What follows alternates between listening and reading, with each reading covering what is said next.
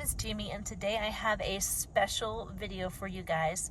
I got this idea from Dylan.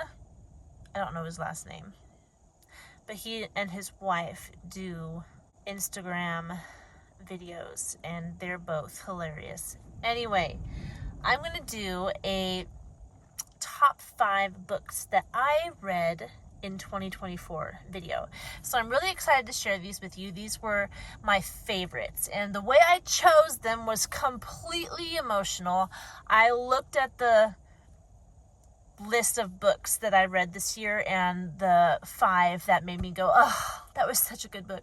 Those are the 5 that I chose. So without further ado, here we go.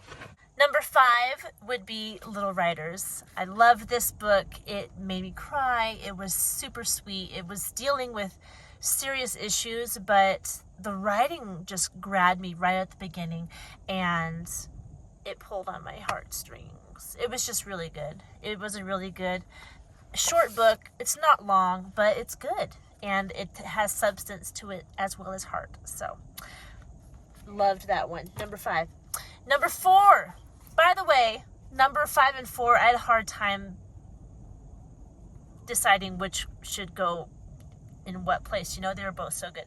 Sarah Plain and Tall, another one that made me cry like all the way through. It was really real. It was not cheesy, and it was so good. Sarah Plain and Tall.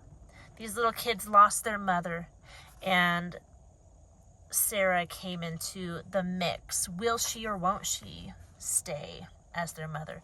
Anyway, super good. Love this one. My number 4.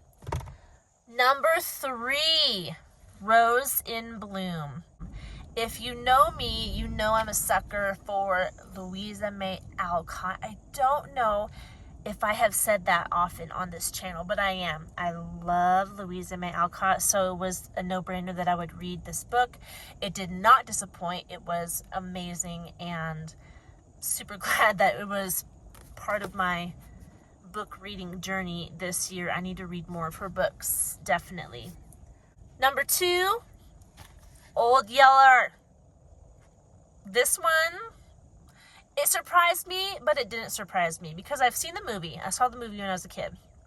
So I knew it was going to happen, but I was not prepared for how good the book was going to be. Right when we started it, I was like hooked by the writing style. He's a very good author, and you can't help but fall in love with the dog, with the family, and then of course,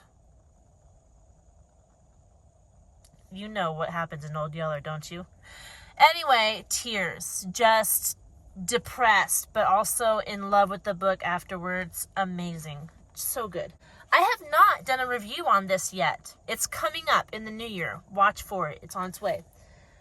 And number 1, this may be because I just read it and I'm still missing that I'm not reading it anymore, but The Christmas Pig by J.K. Rowling. I saw this book a year ago, maybe over a year ago, and I've been wanting to read it, and I saved it for Christmas because I wanted to read it around Christmas time, and it did not disappoint. I love J.K. Rowling. I love her other book, The Ichabod. She doesn't have very many children's books outside of Harry Potter. I think she has the 2, The Ichabod and The Christmas Pig. My hair is getting all over the place. I loved this. It was everything that a Christmas book should be, short of making Jesus the center of it, because the perfect Christmas book has to have Jesus as the center. Right? Okay. Anyway, amazing Christmas book. It just felt Christmassy. It takes place on Christmas Eve, and it reminded me of like the Nutcracker meets,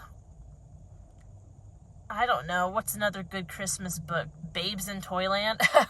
Like, that's not a book, that's an opera, but anyway, it was really good. I fell in love with it. I love J.K. Rowling's writing style, and I just really got into the book, and I couldn't put it down. I enjoyed it immensely, and I'm still sad that it's over. It was so good. So that's my top 5, and I loved them all. They were just really good and excellent reading. I do have an honorable mention. So this is A Lion to Guard Us by Clyde Robert Beulah. This is probably the best of his books that I've read so far. It was rough. It was a rough book, but it was a well-told story, and it dealt with more serious themes than he usually deals with. So it just made it a better story.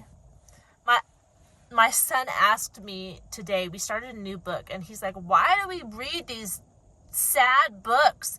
And I'm like, they make good books, especially when it's real. When it's a real story and the character overcomes the tragedy in their own life, it makes an excellent book and an inspirational book at that. So, honorable mention. It did not make my top 5, but I did want to give a nod to this book because I really did like it as well. That's all I have for my books. How do I want to end this? What do you think? How should I end this? I came in here just not really knowing what I was going to say. I just wanted to show you those books. I thought it'd be fun. I thought it would be fun to end 2024 with a video like this, just talking about my favorite books that I've read this year. Because I've read a lot and it was a lot of fun, and I wanted to share my favorites with you. So those 5 were my favorites, and I'm looking forward to this new year, 2025, and I'm hoping I can share so many new books with you guys. I enjoy doing these videos, and my favorite thing is when you guys ask questions about the books, because I try to be all-encompassing when I do these videos, but I always seem to forget something that it would be nice for you guys to know about a book. So if I'm rattling on and I don't cover something that you want to know, please leave me a comment and ask. And I have been, so far, because the channel's still relatively small, I've been able to answer everyone's comments. So I will answer your comment, and I would love to answer your questions. So that's something I hope we can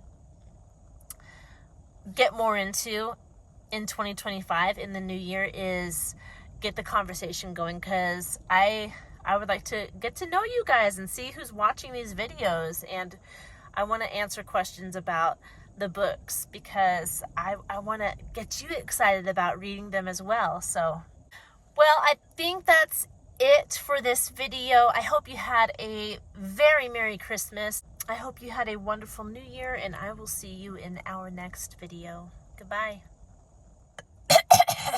And I'm excited to go over books with you in the new year. I don't know. For goodness sake! Just goodbye. Okay, goodbye. Cut. Can you tell I started this video not having a clue what I was going to say?